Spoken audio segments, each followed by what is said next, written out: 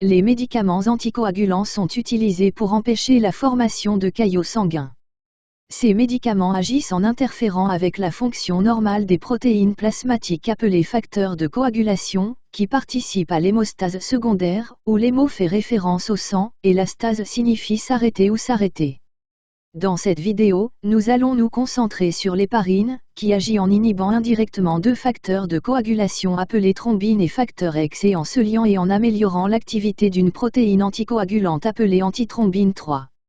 Maintenant, avant de discuter de l'héparine en détail, nous devons parler de la cascade de coagulation, où l'héparine exerce son effet. La cascade de coagulation commence par deux voies, les voies extrinsèques et intrinsèques. La voie intrinsèque commence lorsque le facteur 12 circulant entre en contact avec la surface des plaquettes activées ou du collagène. Le facteur 12 activé, puis active le facteur 11, qui active le facteur 9 qui active le facteur X. Le facteur X commence la voie commune où il active le facteur 2, ou thrombine, qui active le facteur I qui construit le maillage de fibrine. Lorsque le facteur 2 est activé, il active également 4 autres facteurs, V, 8, 9 et 13. Le facteur V est activé et agit comme cofacteur pour X, le facteur 8 agit comme cofacteur pour le facteur 9, et le facteur 13 aide le facteur I, ou fibrine, à former des réticulations. Dans la voie extrinsèque, le facteur tissulaire exposé active le facteur 7, qui active le facteur X et commence la voie commune. Maintenant, le point le plus important de la régulation des caillots est lorsqu'un facteur de coagulation appelé thrombine est produit. La thrombine, ou facteur 2 activé, est un facteur de coagulation très important, car elle a de multiples fonctions procoagulantes. Pensez à la thrombine comme l'accélérateur d'une voiture, la pédale qui prend l'hémostase secondaire de 20 miles par heure à 100 miles par heure. Tout d'abord, la thrombine se lie aux récepteurs sur les plaquettes et les fait s'activer. Les plaquettes activées changent de forme pour former des bras en forme de tentacules qui leur permettent de coller à d'autres plaquettes.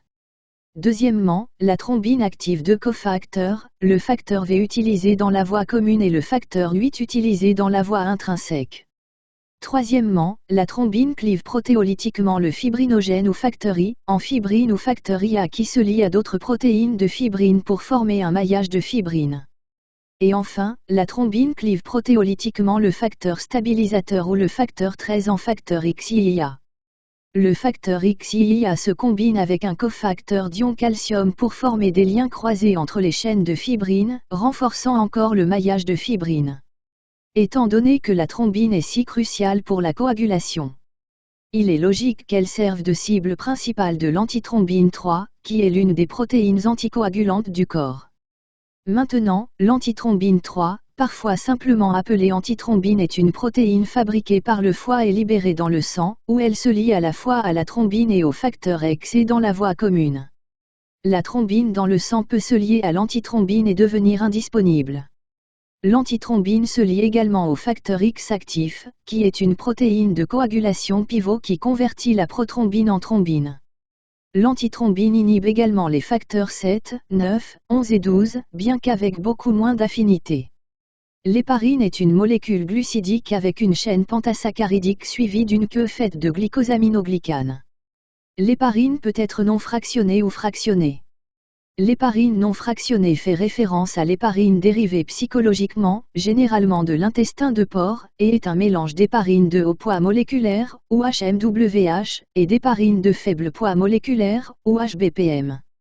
HMWH a une queue de glycosaminoglycane plus longue, tandis que LMWH a une queue beaucoup plus courte. L'héparine fractionnée est créée lorsque l'héparine non fractionnée subit un processus où les HMWH sont dépolymérisés, ce qui signifie qu'une partie de leur queue est coupée, de sorte qu'elle ne se compose que d'HBPM. La longueur de la queue est cruciale pour la fonction de ces deux types d'héparine. Les héparines de haut et de bas poids moléculaire peuvent se lier à l'antithrombine 3 via la région pentapeptide, pour augmenter son activité dans l'inhibition du facteur X. Cependant, afin d'augmenter l'activité de l'antithrombine 3 contre la thrombine doit se lier à la longue queue de l'héparine, ce qui signifie que seul un HMWH élevé a un effet sur la thrombine. Par rapport à l'héparine non fractionnée, l'HBPM comme l'énoxaparine et la daltéparine ont une meilleure biodisponibilité et ont une demi-vie 2 à 4 fois plus longue. De plus, l'héparine de bas poids moléculaire ne nécessite pas de surveillance en laboratoire car elle n'affecte pas la thrombine. Un autre médicament qui partage ces caractéristiques est Fondaparinux qui est une molécule synthétique similaire à l'HBPM mais ne contient que la chaîne pentasaccharide. L'héparine est administrée par voie intraveineuse ou sous-cutanée aux personnes pour l'anticoagulation à court terme et l'anticoagulation immédiate en raison de son apparition rapide, généralement en quelques secondes, et de sa composition chimique. En raison de sa voie directe dans le sang et de ses effets anticoagulants immédiats, il est utilisé pour de nombreux problèmes aigus. En fait, c'est le médicament de choix lors d'une thrombose veineuse profonde aiguë, prévenant la thrombose veineuse profonde post-opératoire et l'embolie pulmonaire, maintenant la circulation extracorporelle pendant la chirurgie à cœur ouvert et l'hémodialyse rénale.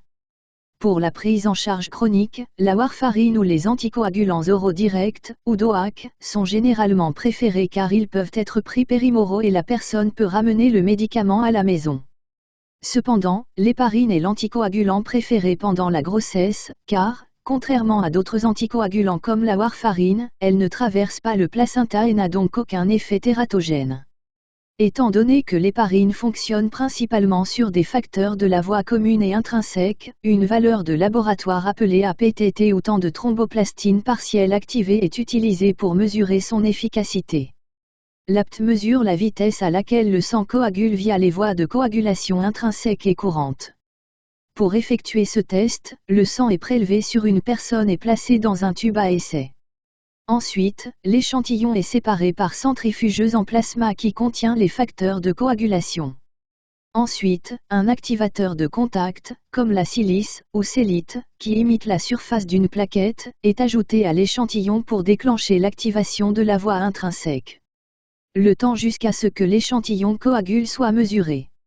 Un PTP anormal est compris entre 30 secondes et 40 secondes, et lorsqu'une personne prend de l'héparine, l'APT est d'environ 50 à 90 secondes, soit 1,5 à 2,5 fois la valeur de référence de la personne.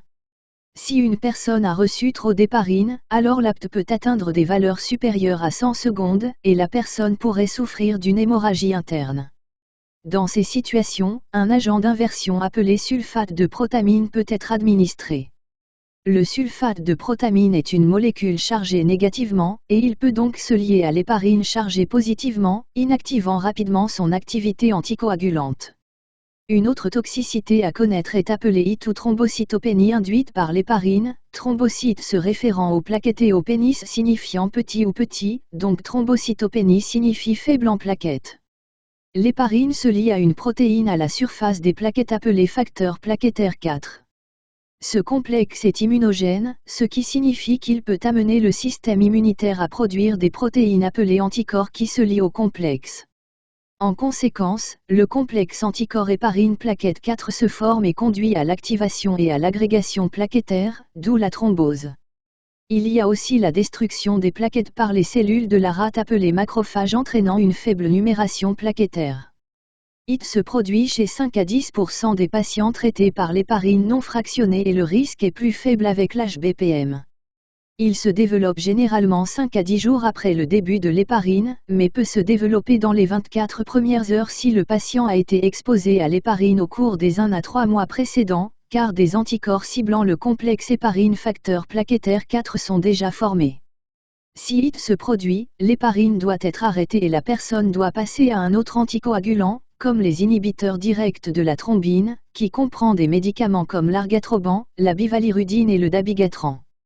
D'autres toxicités associées à l'héparine comprennent un risque accru d'ostéoporose, ainsi que des interactions avec d'autres médicaments qui améliorent l'anticoagulation comme l'aspirine, l'ibuprofène et la warfarine. L'héparine est connue pour avoir un effet anticoagulation diminué avec des médicaments comme la digitale tétracycline, antihistaminique et nicotine.